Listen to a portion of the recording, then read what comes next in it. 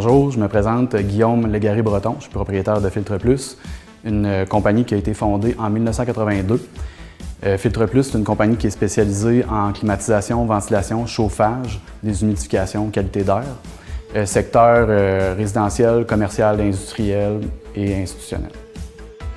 Pour commencer, pour le métier de ferblantier dans le résidentiel, ça consiste à faire l'installation de conduits de ventilation dans une maison résidentielle, soit habitée ou maison neuve.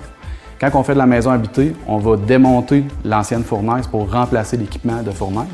Donc, on va la démonter, on va retirer la fournaise de là, on va amener une nouvelle fournaise, on va adapter les conduits de retour et d'alimentation. Puis ensuite de ça, il y a l'équipe de frigoristes qui va venir faire l'installation soit d'une thermopompe ou les ferblantiers peuvent aussi faire l'installation d'un échangeur d'air. Commercial, c'est un peu différent, c'est plus dans le rough, c'est moins dans la dentelle, si on veut. Dans le commercial, c'est des plus grosses bâtisses, donc il y a plus de quantité d'air qui doivent être circulées dans les conduits.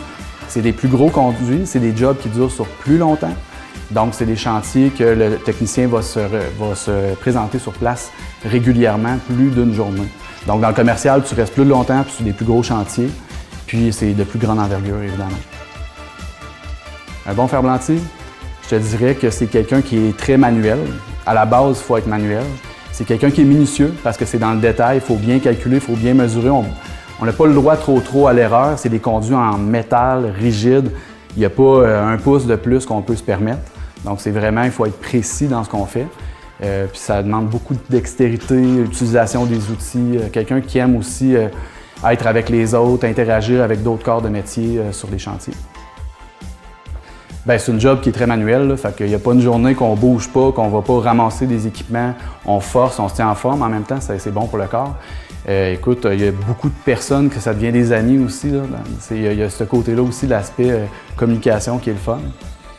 Il n'y a aucun chantier qui est identique, il n'y a pas une journée qui se ressemble. C'est pas plate, c'est un métier qui est le fun puis on s'amuse tous les jours. Pour faire le métier de ferblantier, la première étape, c'est de faire la formation dans un centre de formation professionnelle pour faire le DEP. Donc, tu t'inscris au cours de DEP en ferblanterie, puis ensuite de ça, tu vas pouvoir travailler dans le domaine, dans une entreprise qui est spécialisée en ventilation ou en climatisation, chauffage. Puis tu vas pouvoir faire des chantiers résidentiels comme des chantiers commerciaux ou industriels. Quelqu'un qui est intéressé au métier, moi je lui dirais fonce, va faire le cours parce que c'est quelque chose que tu manqueras jamais d'ouvrage. On a besoin de main-d'œuvre dans ce domaine-là. Toutes les entreprises qui font de la ventilation ont besoin de main-d'œuvre. Ça vaut vraiment la peine d'aller faire ce job-là. C'est vraiment le fun comme métier.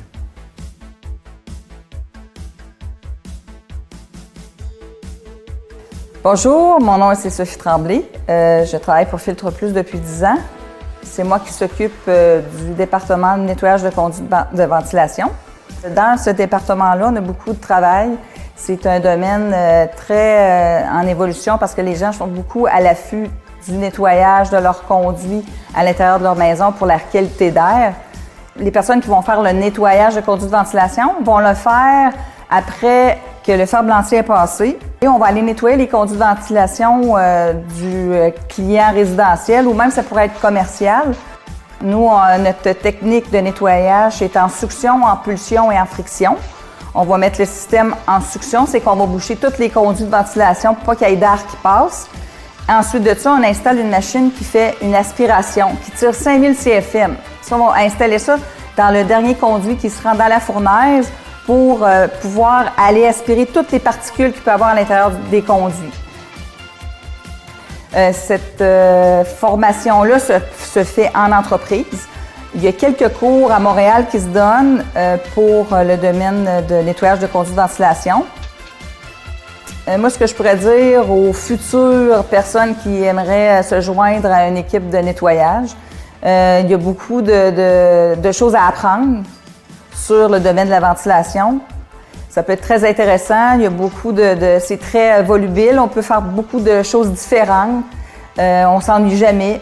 Je pense qu'on rencontre les clients aussi, le contact avec les clients, le contact de leur donner une qualité d'air supérieure. Puis quand on part de chez ces clients-là, ils sont super contents du résultat, puis de savoir que leur maison va être encore plus saine qu'elle l'était avant. Après, vous allez avoir un métier, puis vous allez pouvoir travailler dans n'importe quelle compagnie de nettoyage de ventilation.